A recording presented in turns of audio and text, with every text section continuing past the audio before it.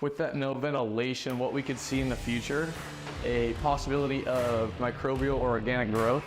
And really what that is just, moisture getting within the attic and not being able to escape.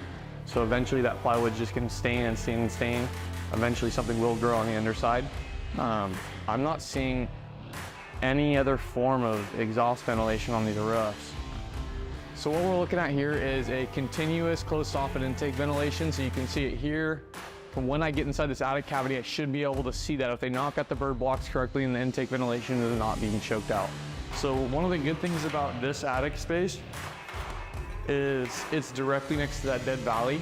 So what that dead valley is where the roof sawtooths, it comes down and those two pitches meet in the middle at the lowest point. When they meet there, that's called the dead valley. So on the ends, you'll see a collector box or a scupper. Basically what will look like a long, big cavity, but it'll have a raised edge in the middle. It's the best way to explain it. Really, that's the main area I've been seeing on these newer builds that leak.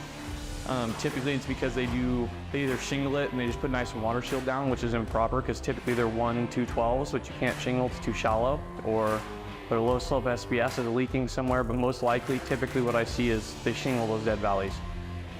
Basically what that is your intake ventilation. They actually knocked out their bird blocking, so this attic has intake ventilation. It does go deeper, so I want to see where the exhaust ventilation is integrated within the attic space. I don't see any exhaust ventilation within this attic at all.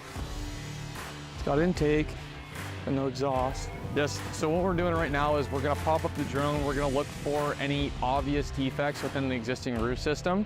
So obviously at this point we pointed out the cross ventilation scenario, no exhaust ventilation visible within the attic cavities, improper exhaust ventilation, improper intake ventilation. There's multiple issues going on, so what we're going to really look at now is what's on top of the roof rather than what's on the inside. So right now I'm just looking for any obvious install errors, lifting or buckling shingles, obvious install error for that I can see visually without actually getting up there and popping a shingle.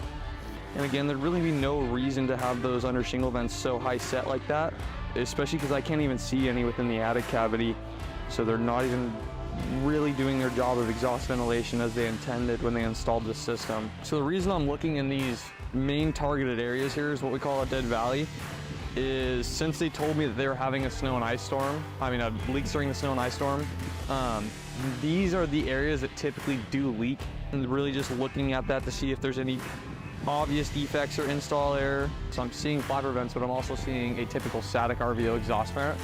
And that's where the ducting is routed to, so that is, it's improper. So you have those typical static RVO vents and those those high set under shingle vents. What that's gonna do is the air is gonna pull from the path of least resistance, so one of those is gonna be acting as intake and one of those is gonna be acting as exhaust, so that attic cavity is not gonna be getting ventilated. And I can tell you just from looking at this, the amount of under shingle vents that are on this building for intake and exhaust couldn't even be used for intake.